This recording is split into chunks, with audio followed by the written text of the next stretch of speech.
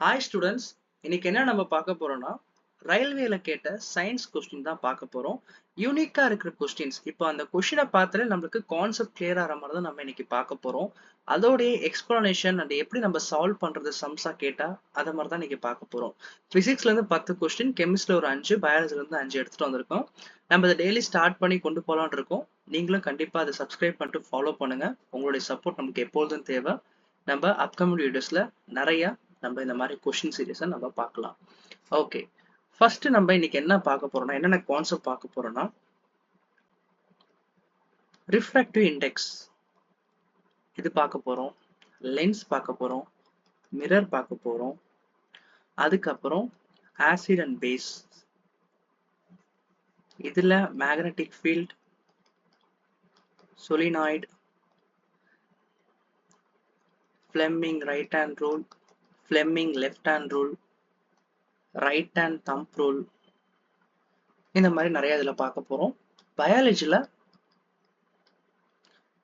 Reproductive, அதுக்கப்புறம் fungi, அதுக்கப்புறம் reproductive in plant. இந்த டாபிக் எல்லாமே இதுல கவர் ஆக போகுது. நம்ம ஒரு கொஸ்டின் சால்வ் பண்றோம்னா அதோடைய அதர் ஆப்ஷன் நம்ம எக்ஸ்பிளைன் பண்ணிட்டு வித் நம்ம எக்ஸ்பிளனேஷனோட கான்செப்ட்ஸ்ல நம்ம பார்க்க போறோம். ஸோ நம்ம இதை கண்டிப்பா யூஸ் பண்ணிக்கலாம். வரப்பு இருக்கிற ஆர்ஆர்பி ஜே எக்ஸாமா இருக்கட்டும், வர இருக்கிற எந்த ஒரு ரயில்வே எக்ஸாமா இருக்கட்டும், இந்த சயின்ஸ் கொஸ்டின்ல ரொம்ப முக்கியம் தான். நம்ம வீடியோக்குள்ள போலாம்.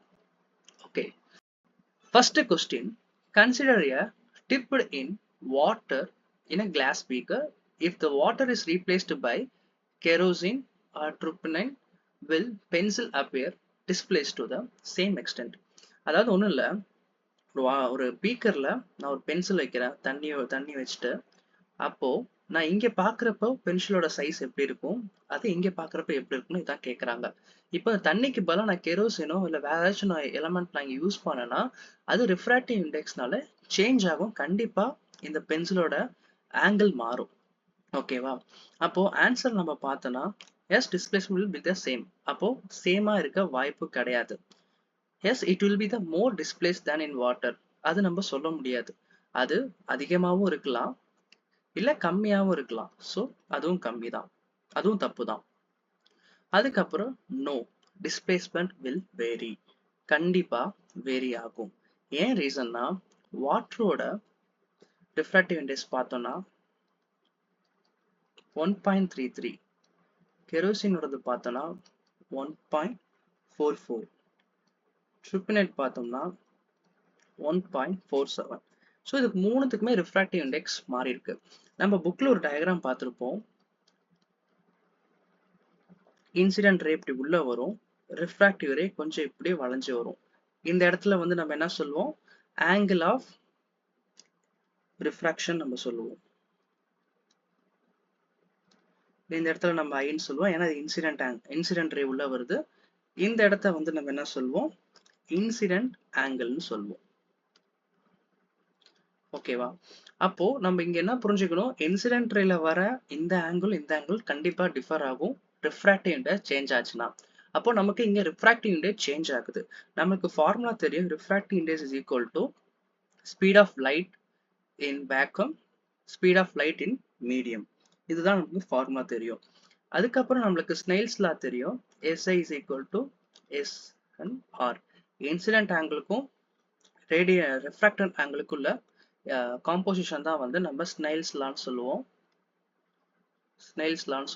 இதுல இருந்தா டெரிவேட் பண்ணி நம்ம என்ன இங்க கொண்டு வந்திருப்பாங்க, ப்ரொபோர்ஷனல் கான்ஸ்டன்டா. அப்போ C/V இதுதான் ஃபார்முலா. இப்போ நம்ம கெரோசின் எடுத்துக்கிட்டோம்னா அது வந்து டென்சர் மீடியமா இருக்கும். டென்சர் மீடியம்னா என்ன ஆகும்னா, denser medium away to normal, நார்மல்ல இருந்து அவே போகும். அதே ரேரர் மீடியம்னா டுவர்ட்ஸ் நார்மல். ஸோ இந்த கான்செப்ட் புரிஞ்சுக்கோங்க. இப்போ இங்க நம்ம பார்க்குறோம், கெரோசின் வந்து இதோட வாட்டரோட ஐயா இருக்கு. ஸோ அப்போ டென்சர், அப்போ N21 is equal to N2/N1. இந்த ஃபார்மேட்ல தான் அது மூவ் ஆகும். அப்போ இந்த கொஸ்டின் நம்மளுக்கு ஈஸியா நம்மளுக்கு புரியணும்னா இந்த ரிஃப்ராக்டிவ் இண்டெக்ஸ்னால கண்டிப்பா இது வேரி ஆகும்னு சொல்லிட்டு நம்ம இத கண்டிப்பா எக்ஸாம்ல தப்பு பண்ணுவோம். இந்த இதுவும் இந்த ஆப்ஷன் நம்ம சேமா வரும்னு சொல்லிட்டு நம்ம போடுவோம். பட் அது தப்பு. ஏன்னா நம்மளுக்கு எவ்வளவு டிஸ்பிளேஸ் ஆயிருக்குன்னு நம்மளுக்கு தெரியாது. அதனால டிஸ்பிளேஸ்மெண்ட் கண்டிப்பா வேரி ஆகுன்ற இந்த ஆப்ஷனை நம்ம மார்க் பண்ணிக்கணும். ஓகே, அடுத்த கொஸ்டின் போவோம். அடுத்து ஃப்ளெமிங்ஸ் ரைட் ஹேண்ட் ரூல் வந்து நம்ம பார்க்க போறோம். Fleming right hand rule and Fleming left hand rule நமக்கு எல்லாத்துக்கும் கன்ஃபியூஸ் ஆகும். ஜஸ்ட் நம்ம ஞாபகம் வச்சுக்கலாம். ஃப்ளெமிங் ரைட் ஹேண்ட் ரூல் பார்த்தோம்னா மிடில் ஃபிங்கர் வந்து கரண்ட், ஃபோர் ஃபிங்கர் பார்த்தோம்னா direction of field, magnetic field, thumb finger பார்த்தோம்னா டைரக்ஷன் ஆஃப் மோஷன். ஓகேவா? இப்போ இதோட யூசஸ்ன்னு பார்த்தோம்னா find to induced current. Induced current தான் நம்ம இதை கண்டுபிடிப்போம். அப்போ ஆப்ஷன் டைரக்ஷன் ஆஃப் கரண்ட், இது நம்மளுக்கு தெரியும், இது ஈஸியா நம்ம போட்டலாம். பட் இதோட கான்செப்ட் நம்ம எப்படி நம்ம யோசிக்கணும். இதோட அப்ளிகேஷன் எங்க யூஸ் பண்றோம்னா ஜெனரேட்டர்ல நம்ம யூஸ் பண்றோம். அதே மாதிரி இதுல நம்ம ஈஸியா ஞாபகம் வச்சுக்கிறதுக்கு மிடில் ஃபிங்கர்னு கேட்டா நம்மளுக்கு கரண்ட், அதுக்கப்புறம் ஃபோர் ஃபிங்கர்னு கேட்டா direction of magnetic field, thumb finger பார்த்தா இது அப்வர்ட்ல இருக்கும், இது டைரக்ஷன் ஆஃப் மோஷன். ஸோ இந்த மூணு விஷயத்த நம்ம மறந்துடக்கூடாது. அதே ஃப்ளெமிங் லெஃப்ட் ஹேண்ட் ரூல் பார்த்தோம்னா எங்க யூஸ் ஆகும்னா அப்ளிகேஷன்ல மோட்டார்ஸ்க்கு யூஸ் ஆகும். ஸோ நம்ம இதை ஜெயில் ஆல்ரெடி கேட்டிருக்காங்க. ஃப்ளெமிங் ரைட் ஹேண்ட் ரூல் வந்து எந்த அப்ளிகேஷனுக்கு யூஸ் ஆகுது, ஃப்ளெமிங் லெஃப்ட் ஹேண்ட் ரூல் எதுக்கு யூஸ் ஆகுதுன்னு கேட்டிருக்காங்க. ஸோ இந்த கொஸ்டின்ஸ்லாம் பார்த்துக்கோங்க, இது ரிப்பீட்டேட்டிவா கேட்டு வராங்க. அதுக்கப்புறம் third question, length of the wire shaped resistor is doubled and resistivity என்னன்னு கேட்குறாங்க. நம்மளுக்கு ரெசிஸ்டிவிட்டி ஃபார்முலா தெரியும், ரோ எல் பை ஏன்னு. அப்போ இதுதான் ரெசிஸ்டிவிட்டி. ரெசிஸ்டன்ஸ் ஏத்துறனால இது ஒண்ணுமே ஆக போறது இல்லை. ஏன்னா இது டிபெண்ட்ஸ் அப்பான் மெட்டீரியல் தான், நாட் ரெசிஸ்டன்ஸ். ஓகே, அப்போ மெட்டீரியல் இதானாதான் வந்து ரெசிஸ்டிவிட்டி சேஞ்ச் ஆக போகுது. இப்போ ரெசிஸ்டன்ஸ் இன்க்ரீஸ் ஆனாலுமே இது வந்து ரிமைன் சேமா தான் இருக்க போகுது. அப்போ ஆன்சர் மாறாது, remain same. The conductor lines in the plane of paper. ஒரு பேப்பர் இருக்கு,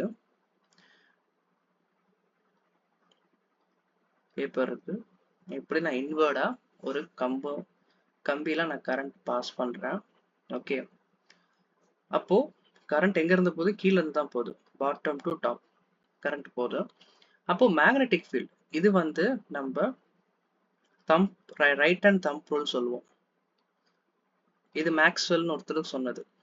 இது என்ன ஆகுதுன்னா இப்படி இன்வர்ட்ல வந்துச்சுன்னா மேக்னெட்டிக் ஃபீல்டு, இப்படி மேல போச்சுன்னா கரண்ட். ஓகேவா? இப்போ என்ன கொஸ்டின் கேட்டிருக்காங்க, மேக்னெட்டிக் ஃபீல்டு இங்கிட்டு இருக்கு. ஓகேவா? அப்போ மேக்னெட்டிக் ஃபீல்டு இங்க சுத்தி வருது. அப்போ left of the magnetic field என்ன எங்க இருக்குன்னு கேட்டாங்கன்னா இந்த பிளேன் ஆஃப் த பேப்பருக்குள்ளதான் இருக்கும். ஏன்னா இது இப்படின்னா இப்படிதான் சுத்திட்டு இருக்கும். அப்போ சுத்திட்டு இருக்கும்போது எங்க இருக்க போகுது, கண்டிப்பா இன்டு த பிளேன். ஸோ அதனால கன்ஃபியூஸ் பண்ணிக்காதீங்க. இது வந்து ரைட் ஹேண்ட் தம்ப் ரூல், மேக்ஸ்வெல்னு ஒருத்தர் கொண்டு வந்தது. ஓகே, அடுத்த question, which causes the greatest increase in power dissipation. இப்போ பவர் வந்து அதிகமா ஆக்கிறதுக்கு நம்ம என்ன பண்ணணும், வோல்டேஜா ரெசிஸ்டன்ஸா கரண்டா ரெசிஸ்டன்ஸா நம்ம பார்க்கலாம். பட் அதுக்கு முன்னாடி நம்ம ரிலேஷன்ஷிப்பை புரிஞ்சுக்கலாம். பவருக்கும் வோல்டேஜ் கரண்ட்டுக்கு ஒரு ரிலேஷன்ஷிப் இருக்கு. அதே நம்ம V is equal to IR சொல்லிட்டு ஓம்ஸ் லாவை நம்ம அப்ளை பண்ணி I is equal to V by R நம்ம இங்க கொண்டு வந்தோம்னா V squared by Rன்னு வந்துடும். அதே நம்ம R அங்க வச்சுட்டு I by V நம்ம கொண்டு வந்து இந்த இடத்துல நம்ம ஆருக்கு சப்ஸ்டிட் பண்ணோம்னா அப்போ ஒரு ரிலேஷன்ஷிப் இருக்கும், I squared R. ஸோ இந்த மாதிரி நிறைய ரிலேஷன்ஷிப் இருக்கு. எதுக்குன்னா பவருக்கு, அதுக்கப்புறம் கரண்ட்டுக்கு, ரெசிஸ்டன்ஸ்க்கு. அப்போ நமக்கு பவர் எப்போ அதிகம் வேணும்னா டபுளிங் த வோல்டேஜ். வோல்டேஜ் நம்ம அதிகமாக்குனா ஈஸியா பவர் அதிகமாயிரும். அதை விட்டுட்டு நம்ம ரெசிஸ்டன்ஸ் பண்ணோம்னா கம்மியாகும். அதே மாதிரி நம்ம கரண்ட்டுக்கும் இதுக்குன்னு பார்த்தோம்னா டைரக்ட் ரிலேஷன்ஷிப். ஸோ அப்போ வந்து இது ஆஃப் ஆச்சுன்னா இதுவும் ஆஃப் ஆகும். ஸோ அதனால அதை ஃபோக்கஸ்டா நம்ம பார்த்துக்கலாம். அடுத்த question, magnetic field inside the solenoid. First சொலினாய்டுனா என்னன்னு பார்த்துக்கலாம். சொலினாய்டுனா இந்த மாதிரி ஒரு காயில் யூனிஃபார்மா இருக்கும். ஓகேவா? அப்போ இது இன்சைட்ல ஒரு நம்ம கரண்ட் ஒன்று பாஸ் பண்றோம்னா இது கண்டிப்பா இப்படிதான் சுத்திட்டு இருக்க போகுது. ஓகே, அப்போ இன்சைட்னு நம்ம பார்த்தோம்னா இது யூனிஃபார்மா தான் இருக்கும். யூனிஃபார்மா இருக்கும், ஸ்ட்ராங் மேக்னெட்டிக் ஃபீல்டா இருக்கும்,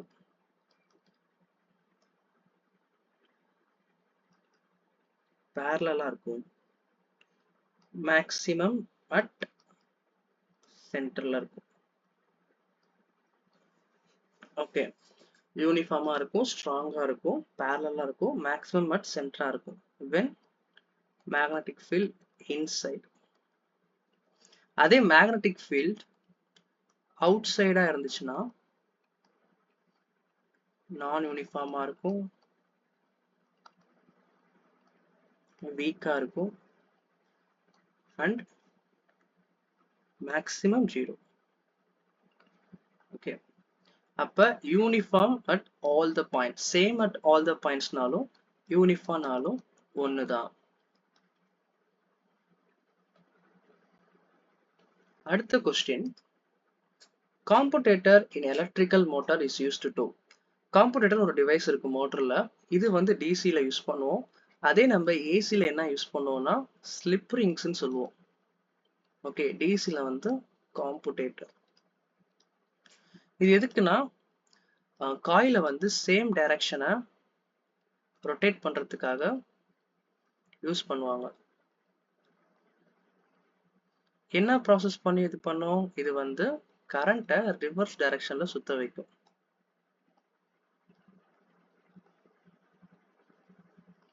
ஓகே, அப்போ ஆன்சர் என்னன்னா reverse the current direction. Slip ring என்ன பண்ணுனா சப்ளை வந்து ஆல்டர் பண்ணும். ஏன்னா ஆல்டர்னேட் கரண்ட்னா நம்மளுக்கு ஆல்டர்னேட்டிவ் கரண்ட் தேவை. ஸ்லிப் ரிங் அதுல ஒரு ஒன் ஆஃப் த மெயின் காம்போனண்டா அதுல இருக்கு. ஓகே, அடுத்து in series circuit if one resistor breaks sir current will என்னன்னு கேக்குறாங்க. இப்போ serious ரெசிஸ்டர்னா R1 R2 R3 supply நம்ம கொடுத்துட்டோம்னா இப்போ இதை வந்து நான் பிரேக் பண்ணிடுறேன்னு வைங்களேன். அப்போ என்ன ஆகும்? ஃபுல் ரெசிஸ்டருமே பாதிச்சாயி 0 வந்துடும். ஸோ அப்போ ஆன்சர் 0. இதே கொஸ்டின்ல இங்க பேரலல்னு கேட்டாங்கன்னா என்ன ஆகும்னா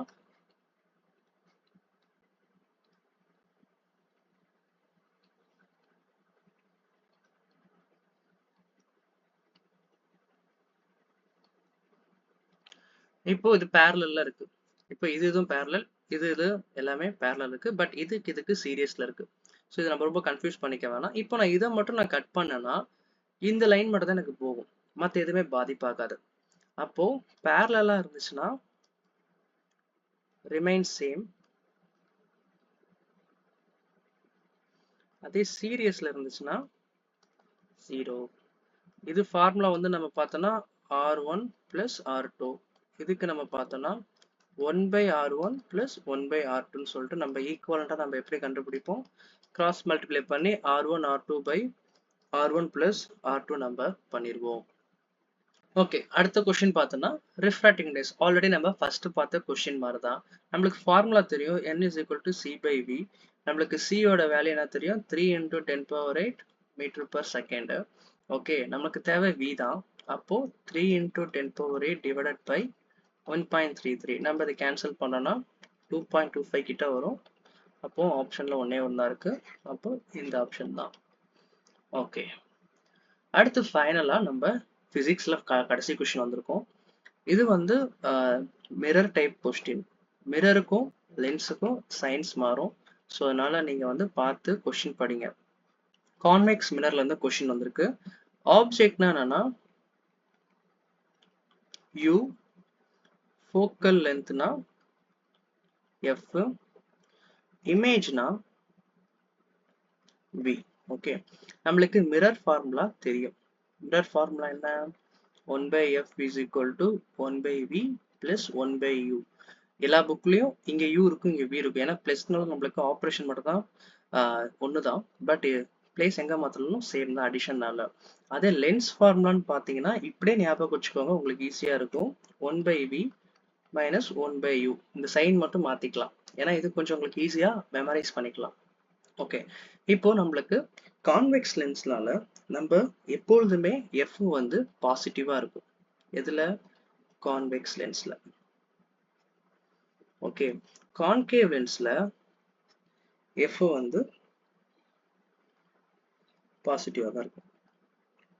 இதுல ஆப்ஜெக்ட் பார்த்தோம்னா நெகட்டிவா இருக்கும், இது ஆல்வேஸ் பாசிட்டிவா தான் இருக்கும். ஓகே, இப்போ நம்ம கொஸ்டின் என்ன?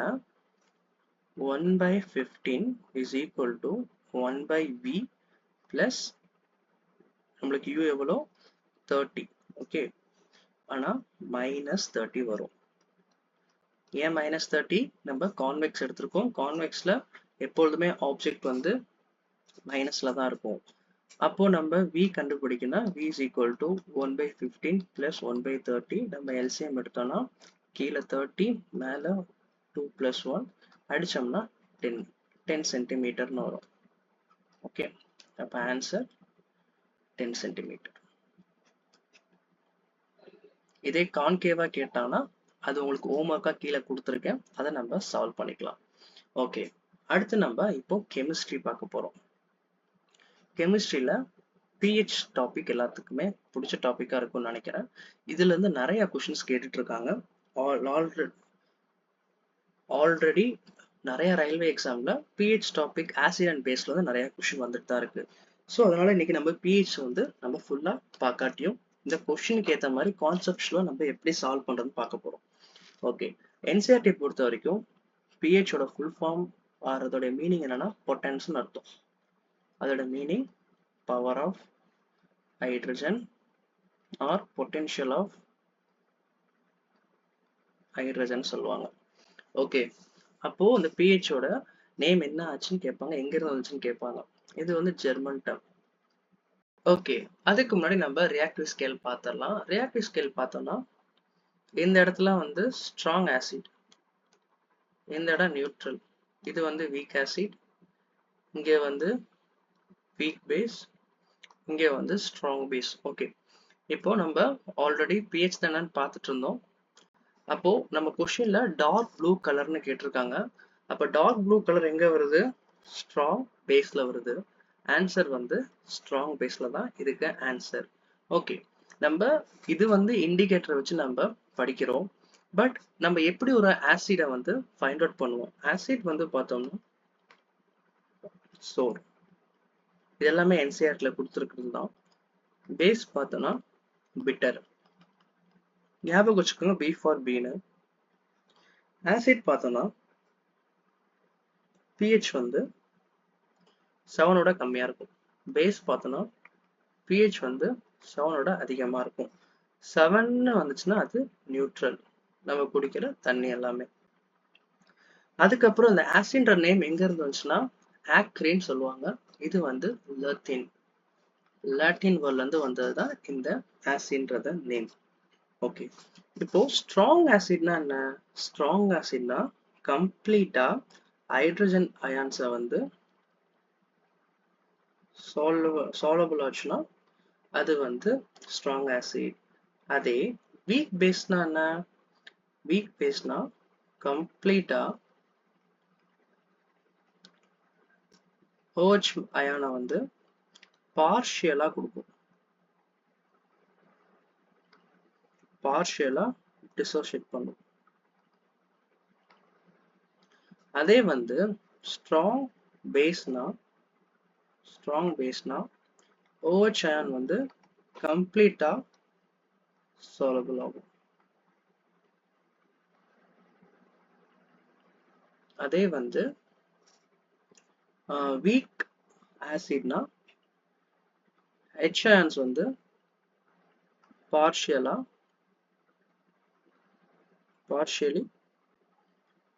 soluble. ஓகே, இது வந்து weak acid, பேஸ்னாலே OH அயான், பேஸ்னாலே மைனஸ் OH, ஆசிட்னாலே பிளஸ். ஓகே, இது எங்க இருந்து கண்டுபிடிச்சாங்கன்னா அரிகினேஸ் தியரம் சொல்லிட்டு ஒன்று இருக்கு. ஸோ அதுல இருந்து தான் இது கொண்டு வந்திருப்பாங்க. அதுக்கப்புறம் நம்ம இந்த ரியாக்டிவ் ஸ்கேல்ஸ் வந்து நம்ம ரொம்ப ஞாபகமா வச்சுக்கணும். அதுக்கப்புறம் இந்த கலர்லாம் நம்ம ஞாபகம் வச்சுக்கணும். ரொம்ப ரெட்னா அது வந்து ஆசிட், ரொம்ப டார்க் ப்ளூனா அது பேஸ், கிரீனும் வந்துச்சுன்னா நம்ம நியூட்ரல் ஞாபகம் வச்சுக்கலாம். அதுக்கப்புறம் when washing soda is exposed to hot atmosphere, அதாவது நம்ம வாஷிங் சோடான்னு நம்ம சொல்லுவோம் Na2CO3 10H2O. ஓகே, அப்போ இங்க வாட்டர் பாடி இருக்கு, வாட்டர் பாடியோட இருக்கு. அப்போ நம்ம ஹாட் அட்மாஸ்பியர், அதாவது ரொம்ப சூடான இடத்துல நம்ம வச்சா என்ன ஆகும், தண்ணி எல்லாம் வடிஞ்சு போயிரும்ல. அப்போ வந்து ஹீட் பண்றான்னு வச்சுக்கலாம். நம்மளுக்கு N2CO3 வரும், பிளஸ் H2O வெளியே போயிடும். அப்போ loss water and becomes powdery. ஏன்னா இது சாலிட், இது லிக்விடா வந்துடும். இது வந்து ரெண்டும் கலந்துதான் இருக்கும். ஸோ அப்போ நம்மளுக்கு losses water and become powdery. இது ரொம்ப ஈஸியான கொஸ்டின் தான், பட் அந்த டைம்ல நம்ம யோசிச்சு எழுதணும். அதுக்கப்புறம் double displacement reaction. Double displacement reaction எங்க நடக்கும்னா அக்வஸ் சொல்யூஷன் தான் நடக்கும். எக்ஸாம்பிளோட நம்ம பார்ப்போம். சோடியம் நைட்ரேட் பிளஸ் NaCl, இது வந்து அக்வஸ், இது வந்து சாலிட். ஓகே, நம்மளுக்கு NO3 பிளஸ் AgCl கிடைக்கும், எஸ் அக்வஸ். ஓகே, அப்போ நம்மளுக்கு அக்வஸ்னா தண்ணி, அதுக்குள்ளதான் கலந்து நம்மளுக்கு பிரிசிப்டேட் ஃபார்ம் ஆகும். பிரிசிப்டேட்னா என்னன்னா கீழே படிவம் மாதிரி ஃபார்ம் ஆகும். அதுதான் வந்து டபுள் டிஸ்பிளேஸ்மெண்ட் ரியாக்ஷன் சொல்லுவோம். இது எங்க ஆகும்னா அக்வஸ் சொல்யூஷன், லிக்விட் பேஸ்ல தான் நடக்கும். ஏன்னா இப்போ சாலிட்ல நடந்துச்சுன்னா ரெண்டுமே சாலிட் சாலிட்னா நம்ம ப்ராடக்ட் சாலிடா தான் வரும். கேஸ்னா அது கண்டிப்பா பிரிசிப்டேட்டே வராது, நோ பிரிசிப்டேட். லிக்விட்ல மட்டும்தான் நம்மளுக்கு பிரிசிப்டேட் ஃபார்மேஷன் வரும் வித் சாலிடோட. ஸோ அதனால டபுள் டிஸ்பிளேஸ்மெண்ட் ரியாக்ஷன் சொல்லுவாங்க. ஏன் இது டபுள் டிஸ்பிளேஸ்மெண்ட்னா இங்க இருக்க சில்வர் நைட்ரேட் இங்க இருக்க குளோரைடோட சேருது, இது இதோட மாறுது, இது இதோட மாறுது. அப்ப இது பேர் தான் வந்து டபுள் டிஸ்பிளேஸ்மெண்ட் ரியாக்ஷன் சொல்லிட்டு நம்ம ஞாபகம் வச்சுக்கணும். அடுத்து சோடியம் ஹைட்ராக்சைடு எப்படி ப்ரிப்பேர் பண்றாங்க, எந்த மெத்தட்னு பார்த்தோம்னா குளோரால்கைல். ஏன் குளோரால்கைல், இது குளோரின் கேஸ் யூஸ் பண்ணியிருக்காங்க, அதுக்கப்புறம் ஹைட்ரஜன் கேஸ், அதுக்கப்புறம் NaOH, இதுல இருந்து தான் இதெல்லாம் கண்டுபிடிக்கிறாங்க. அந்த ப்ராசஸ் பேர் வந்து குளோர் அல்கைல் சொல்லுவாங்க. அல்கைல்னா என்னன்னா பேஸ்ன்னு அர்த்தம். அது இல்லாம சோடியம் வந்து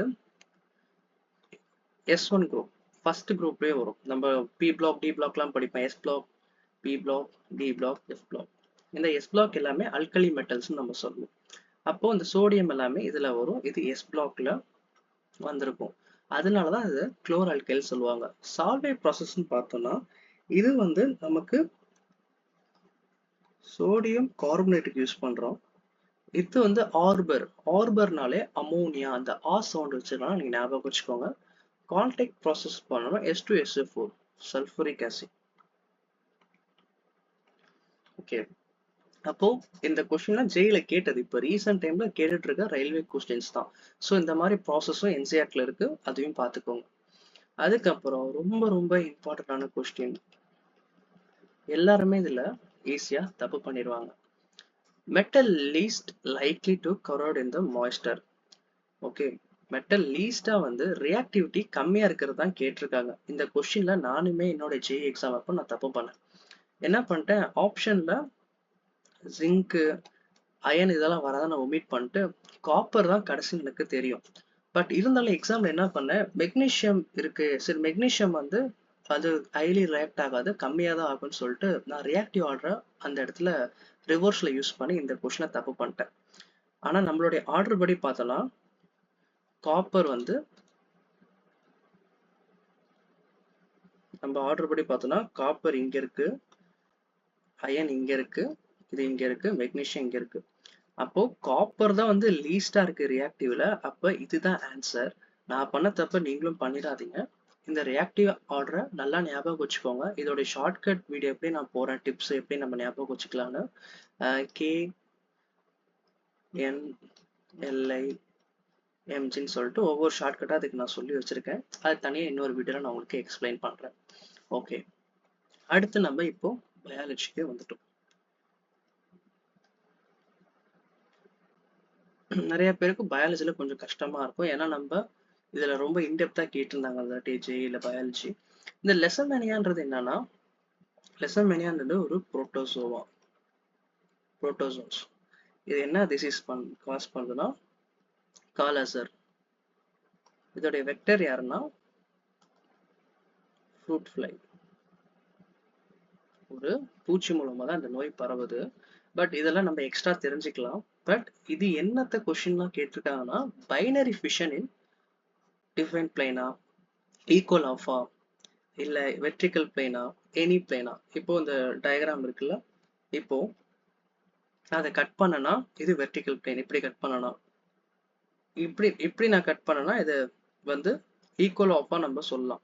பட் இந்த லெசமேனியாவுடைய பெஸ்ட் திங் நம்ம சொல்லணும்னா அதோடைய யூனிக் ஃபியூச்சர்னு பார்த்தோம்னா இது பைனரி ஃபிஷன்ல டிஃபைனட் பிளைன்ல கட் பண்ணலாம். பைனரி ஃபிஷன்னா ஒன்றும் கிடையாது. இப்போ என்கிட்ட ஒரு செல் இருக்குன்னு வச்சுக்கோங்களேன். இது நியூக்ளியஸோட இருக்கு, அதுக்கப்புறம் டிவைட் பண்ணுது, அதுக்கப்புறம் டிவைட் ஆகி கொஞ்சம் கொஞ்சமா பிரிகிறாங்க. இங்க சைட்டோபிளாசம் ஃபார்ம் ஆயிடுது. அதுக்கப்புறம் என்னன்னா தனித்தனியா 2 செல்லா வந்துடும். டாக்டர் செல்ஸ் நம்ம சொல்லுவோம், 2 டாக்டர் செல். இது பேரண்ட் செல். ஸோ அப்போ இந்த லெசமேனியான்றது அது வந்து ஒரு நோயை பரப்பக்கூடிய ஒரு புரோட்டோசோவா. ஸோ கொஸ்டின் இந்த மாதிரி நிறைய கேட்டிருக்காங்க. எந்த நோயை ப்ரொடியூஸ் பண்ணுன்னு கேட்டாங்கன்னா காலசார்னு சொல்லுங்க. அதுக்கப்புறம் பிளான்ட் ப்ராபகேட்டிங் த்ரூ ரன்னர்ஸ். ரன்னர்ன்றது ஒன்றும் கிடையாது, இந்த கனெக்டிவிட்டியோட போது பாருங்களேன். இந்த இடத்துல இந்த செடியில இருந்து இந்த செடிக்கு போதா, இதுதான் ரன்னர். இது மூலமா அதோடைய ஜீன் அலீல்ஸ் எல்லாமே வந்து இந்த டாக்டர் பிளான்ட்க்கு கொடுக்குது. அது வந்து ரன்னர். அப்போ ஆன்சர் நம்ம இதுலயே பார்க்குறோம், ஸ்ட்ராபெரி. ஸ்ட்ராபெரி தான் ரன்னர். இது வந்து பாத்தீங்கன்னா நம்ம இந்த ஜாஸ்மின் மல்லிகைப்பூனா நம்ம எப்படி வைப்போம், கட்டிங், கிராஃப்டிங் இந்த மாதிரி மெத்தட்ல பண்ணுவோம். பொட்டேட்டோ பார்த்தோம்னா ஹைபர்ட்ஸ்ன்னு சொல்லுவோம், இல்லாட்டி ஸ்டெம் டியூபர்ல வரும் சொல்லுவோம். ரோஸ்மே வந்து கட்டிங் கிராஃப்டிங் தான். கட்டிங் கிராஃப்டிங்னா ஒன்றும் கிடையாது, நம்ம வீட்டில் வந்து ஒரு செடி வளர்ந்துட்டு இருக்கும், அதோட உடச்சி இன்னொரு செடியை நம்ம அட்டாச் பண்ணுவோம்ல, அதுதான் வந்து கட்டிங். கிராஃப்டிங்னா நம்ம அது ரெண்டுத்தையும் மாற்றி பண்ணுவோம். அதுக்கப்புறம் த்ரெட் லைக் ஸ்ட்ரக்சர் இன் ரைசோஃபஸ். ஃபர்ஸ்ட் நம்மளுக்கு ரைசோஃபஸ்னா என்னன்னு தெரியணும். ரைசோஃபஸ்ன்றது ஒரு ஃபங்கை. ஓகே, ஃபங்கைக்கு நெட் மெம்பர் மாதிரி ஒரு த்ரெட் வரும், இங்க இருக்கு பாருங்களேன். இது அது பேர் வந்து ஹைஃபி. அது எதுக்கு யூஸ் ஆகுன்னா மைசீலியன் சொல்லிட்டு. மைசீலியனா ஒன்றும் கிடையாது, மைக்கோனா ஃபங்கை, சீலியம்னா டிஷ்யூன்னு அர்த்தம். மைசீலியம் இது ஃபார்ம் பண்றதுக்கு ஃபங்கைல ரைசோஃபஸ் ரொம்ப முக்கியமா இருக்குது. அது பார்க்க த்ரெட் மாதிரியே இருக்கும். ஸ்போர்ஸ்ன்றது என்னன்னா அது வந்து இந்த மாதிரி ஒரு மொட்டு மாதிரி இருக்கும். இது வந்து ஏசெக்சுவல் ரீப்ரொடக்ஷனுக்கு யூஸ் பண்றது. ஸ்பொரஞ்சினாலும் இது வந்து பிளான்ட்டுக்கு இந்த ஸ்பொரஞ்சி ஆன் ஆஞ்சியோஸ்பெர்ம்ல வருது. பர்பிள்ஸ்ன்றது ஒரு பாக்டீரியா.